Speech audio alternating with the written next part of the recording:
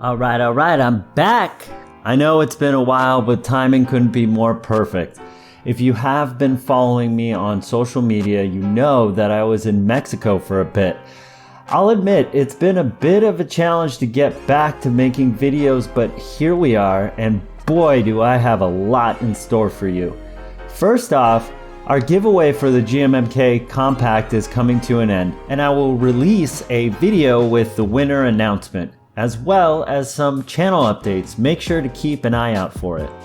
Let's get down to business. If you haven't seen part 1, click the link above or in the description, because in this video, we will be building the damn thing. Let's recap on the basics of what you need. Since we have switches, keycaps, and a case, we finally received our DZ60 PCB brass plate and beautiful gold clear stabilizers. Poop from China, it takes forever and is usually in these bags that look like they're shipping fish or bomb parts. The first thing we would normally do is test the PCB.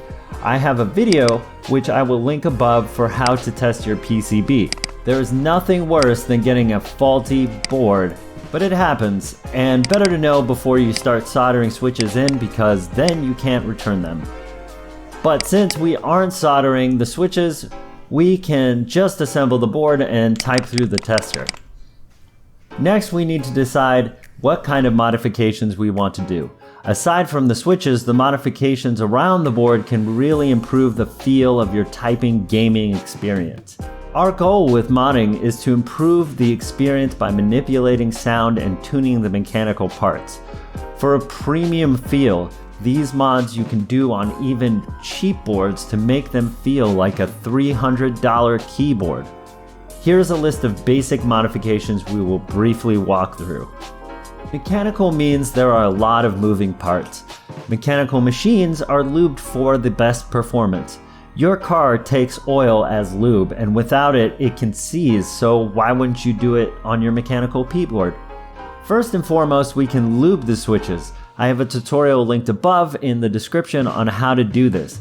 It is the most time consuming, and I suggest doing it in the in-between time while you're waiting for your parts to arrive. Next are the stabilizers or stabs. Stabs are responsible for the majority of unnecessary noise. Listen here.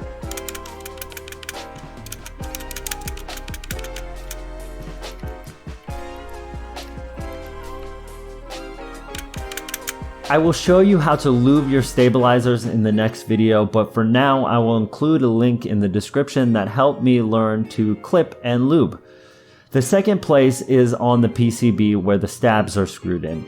The stem of the stabs will hit the PCB, causing additional noise and in some cases damaging your PCB over the years. This is called band-aid modding, where we are essentially placing a pad under the stab to prevent it from directly hitting the PCB. This will also be added to the stab lubing video. The last thing we can do is line our case with sound dampening material. Extra foam from packaging your parts arrived in is perfect for this. Roughly cut out the foam to fit inside the case and cut out holes around the screw points. It doesn't have to be perfect. You're never gonna see it once the board is assembled. The hardest parts are done. Now all that's left is to put it all together. Let's screw in the stabs first.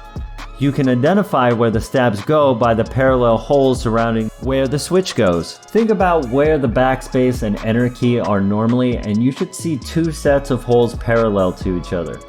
One large and one small. Your stab has a side with the lip and a side with where the screw goes in. The lip goes into the large hole. The screw-in portion goes aligned with the small hole. Once your stabs are aligned on the board, take the screw and screw it in from the back.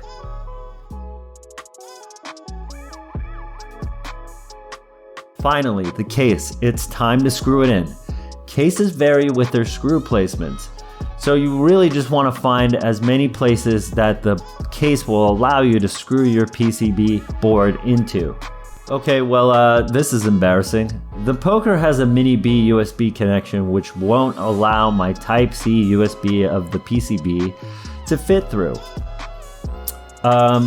I guess that means I'll have to cut it open more, but this is actually an important lesson Always make sure that your case and PCB are compatible, looking at the screw layouts and also the USB cutout.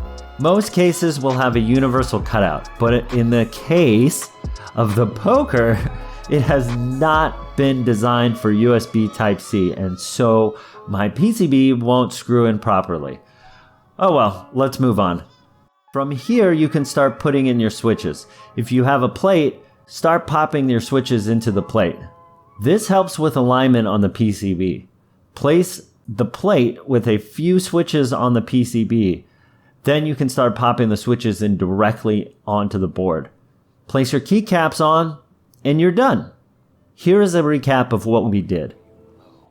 A few people asked me about having the case as optional, and here is the proof. Woo-wee! I'm actually loving the way it looks and feels without the case, so I might just keep it this way and try to do something with a poker case later. I've taken some foam and just placed it below the board. It actually makes for a very comfortable feel and sound, since it's not causing vibration in a case and then transferring that vibration to a desk.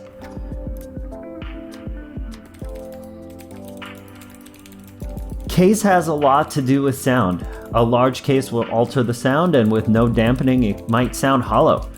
This feels like a luxurious pillow. That's it. Leave a like on this video if it helps you, and subscribe. If you have any questions, post a comment or join our Discord community. Peace.